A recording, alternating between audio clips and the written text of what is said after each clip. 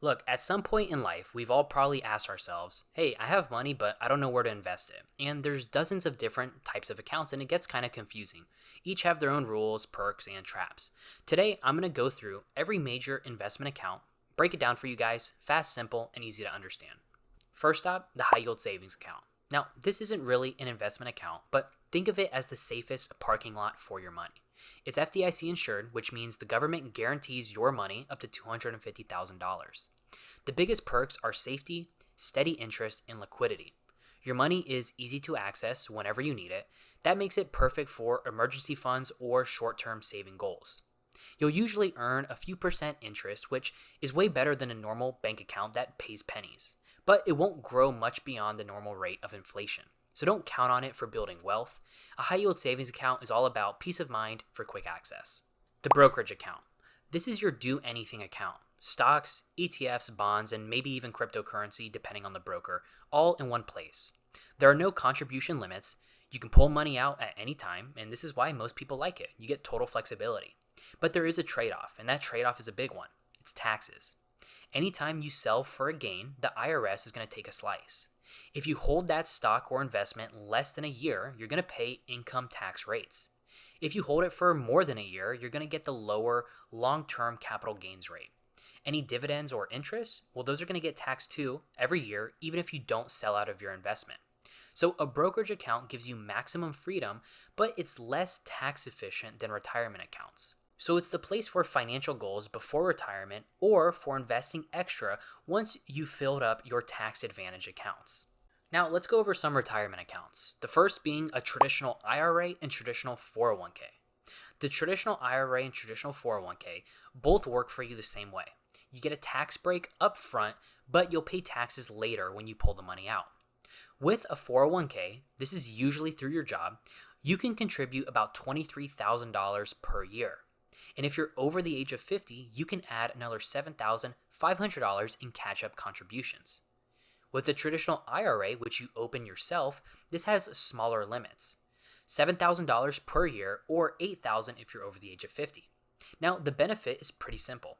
Lower your taxable income today, let the money grow, then pay taxes in retirement when you withdraw your money. But here's the trade-off. Every dollar you pull out is taxed like ordinary income, not at a lower capital gains rate. If you take the money out too early, let's say before the age of 59 and a half, you're usually going to pay regular tax plus a 10% penalty. Now, there are a few exceptions to this, like medical bills or permanent disability. Think of it like this. The traditional IRA and 401k are deals with the IRS.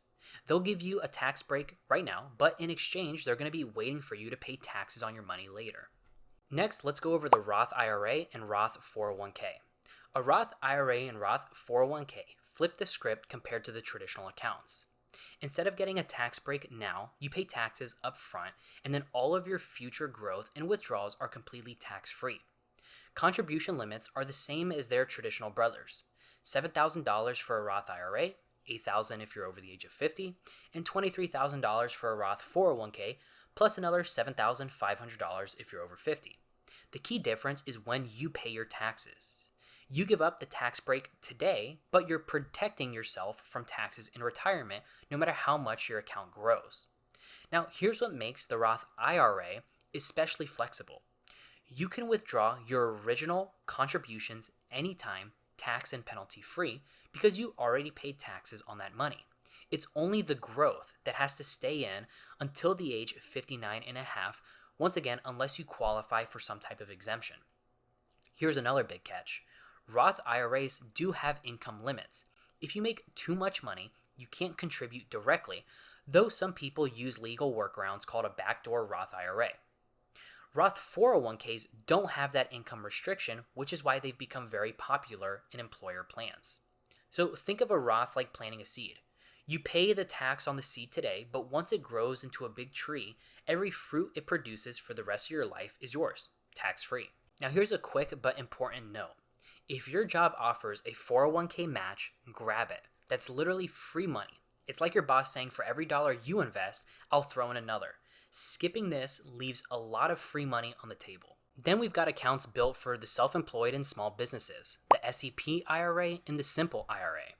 The SEP IRA is perfect if you're a freelancer or run your own business. You can put away up to 25% of your income, capped at about $69,000 in 2025, which is way higher than normal IRA contribution. Now, if you have employees, you've got to contribute the same percentage for them too, which is why people see this most useful for solo operators.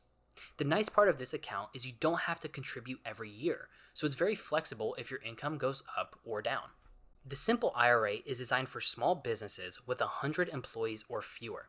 Contribution limits are lower, about $16,000 in 2025, but it comes with mandatory employer contributions, either matching 3% of your salary or a flat 2% for everyone else. It's called Simple because it's cheaper and easier to run than a full 401k plan. Both work like traditional IRAs. You get tax deduction now, but you do get taxed when you pull the money out.